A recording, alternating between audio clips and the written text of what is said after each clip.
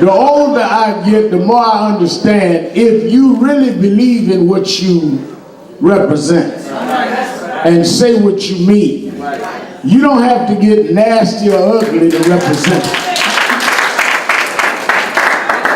Because you lose the folk that may be persuaded if you were wise enough to have an intelligent discussion rather than just get ugly, nasty, get it off your chest, go home by yourself and say, I told them, but you home by yourself.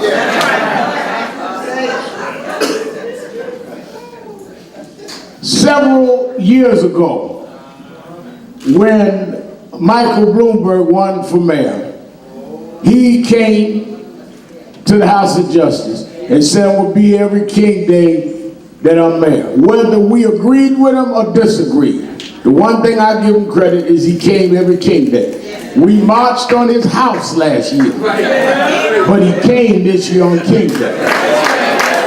I don't even know if I would do that, but he did.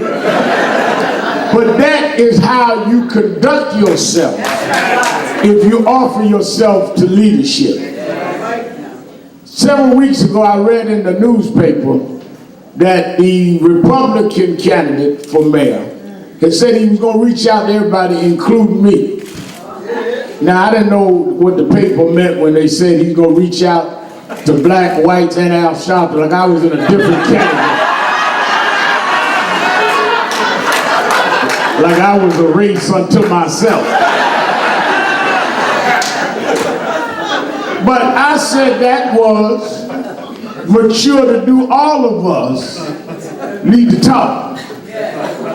Now, he knows it is unlikely that I'm going to endorse him.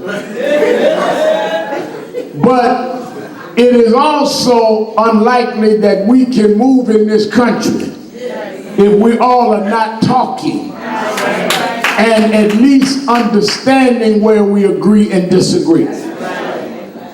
So when he said that, we had a meeting here, and he said that on the phone, he said, I'll come to you wherever you want, Brooklyn, Harlem, wherever. And he came there with Dr. Richardson, our chairman, Reverend Walron, and I one night. And then we found out we were born near the same time, a few days. And you can tell that within, I think, 96 hours we were born, which you can tell, looking at us, the difference that can happen in a short span of time. I'm talking about his hairstyle and my hairstyle. So I said you should come and address the community, but I also invited him for my birthday. And he said he was coming. And I didn't, again, know that he would do that till he did that. But what the problems that we have in this city, government shutdown in the nation, the inequality in the city, the feeling by some of isolation and marginalization, and the feeling by some of us that we are not treated the same. We need to hear what everybody's got to say, and we need to hear it for ourselves. We are grown enough, mature enough, and smart enough that nobody delivers us. What I've done with the House of Justice, have a forum where everybody can talk. I don't deliver voters. I deliver folk that wants votes in front of the voters and let the voters deal with themselves. Ain't no boss hogs running around black New York no more. We can't be delivered, but we can be addressed. And I want to bring to you now for his greeting on my birthday. That's how my mother used to call it, birthday. And he will be back also to address the community, but I want you to hear from the Republican candidate for mayor, Joe Lhota.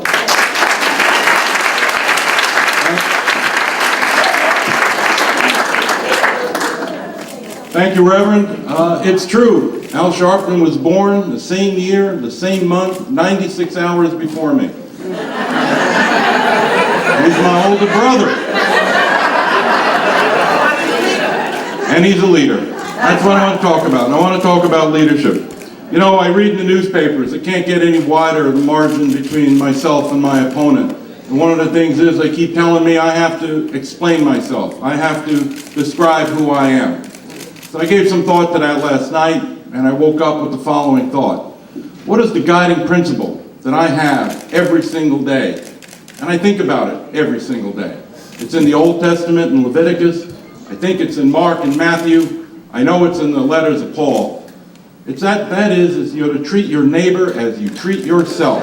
Right. And to me, I think about that every single day. And my neighbors are black, and they're white, and they're brown, and they're yellow, and they're straight, and they're gay. And you can categorize it in any which way, rich or poor. Honestly, I don't like where we are. I don't like how we got here. I know we have to change it. And when I say I'm a candidate for change and the press laughs because they think I'm just going to continue the policies of prior mayors, they're wrong. Because one of the things that I'm going to do, I've done it in the campaign, is go to all communities, to talk to you, but most importantly, to listen to you. As mayor, I will continue the policies that used to be about having town hall meetings in all communities. I will require my police commissioner to go to all communities and listen and communicate. I'll do the same thing with the chancellor of the school board, or the Department of Education now, to make sure that he listens to the parents, because that's missing right now. And I think it's very important that we do everything we can to enhance communication. I also think mayors need to be leaders. They need to figure out what the problems are and come to a solution. They don't do that on their own, and they clearly don't do that, as Scott said, downtown alone. You've got to go uptown and out to Queens and out to Brooklyn and up to the Bronx and over to Staten Island. You got to listen to all the people. Now, from a point of view, one of the things that's come up in the campaign, and it's become healthy to actually have this in the campaign, is that we have, unfortunately, income inequality in the city. Here's how I would deal, and how I will deal with income inequality. We need to continue to have government programs to make sure that those who are in need get the delivery and the service that they need. We need to have a social safety net. But the social safety net alone is not enough to lift up the people. We need to make sure that our children are properly educated, and they're not currently being properly educated. We need to make sure that they have every opportunity to be able to get a job. The most important social program, I have always believed this, is a job. And what I want to do as mayor is to expand our economy, to diversify our economy, to make sure that there are jobs for as many people as we can possibly get jobs for. I want the unemployed to be employed. I want the underemployed to get better paying jobs. To me, that goes back to my belief that all people, regardless of how we categorize them, are treated with dignity and respect. And that's my message to you. That's my birthday present to the Reverend Sharpton. I will be back. I am not going to forget any particular community, and I'm looking forward to the challenge. So thank you very, very much. And I want to show you how good a host I am. I want to give you a birthday gift from me, Mr. Lhota, my new book that comes out called The Rejected Stone by Al Sharpton. He told me I got to sign it. I'm going to sign it. And I'm going to sign that I was born 96 hours before you, and I'm trying to stay ahead ever since. Give him another hand, Joe Lhota.